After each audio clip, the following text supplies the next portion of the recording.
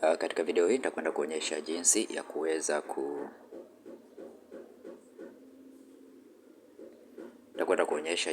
ya kuweza kuangalia matokeo ya kidato cha sita pale yatakapoweza kutoka. Hatua ya kwanza kabisa utakuja kwenye simu yako, sehemu hii ya Google au katika sehemu ya Chrome, na baada ya pale utaweza kuandika NECTA. Utaandika NECTA alafu utaweza kusearch pale. Baada ya kusearch itaweza kufunguka website ya NECTA. Utagusa hapa ili kuweza kuifungua website hii, na website itakapofunguka namna hii, sasa unachotakiwa kufanya utascroll chini kidogo, na katika sehemu hii ya news utaweza kuona matokeo hayo pale yatakapokuwa yametoka.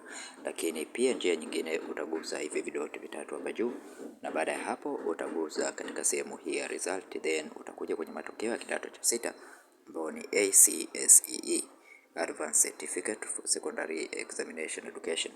Utaklik katika sehemu hii, na hapa utaweza kuipata linki ya mwaka 2026. Hapo utaweza kuona linki ya mwaka 2026, then utabonyeza pale ili kuweza kuifungua hiyo linki ya mwaka 2026. Utakapoifungua basi hapa utaweza kuona shule zote, alfabeti zote za shule zote utaweza kuiona hapo. Chotakiwa kufanya ni kuchagua alfabeti ya shule yako. Utachagua alfabeti ya shule yako. Kama ni N basi utaklik kwenye N, na shule zote zenye alfabeti N zitaweza kutokea hapo kama jinsi unavyoona hapa. Sasa kitu kingine utachofanya, utachagua shule yako. Baada ya kuiona shule yako, basi utaweza kuklik katika ile shule na matokeo yake yataweza kufunguka vizuri kabisa namna hii. Matokeo yake yataweza kufunguka vizuri kabisa namna hii. Okay.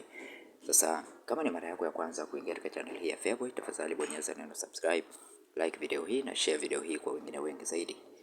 Jina langu ni Feaboy, tukutane tena katika video nyingine. Asante na karibu.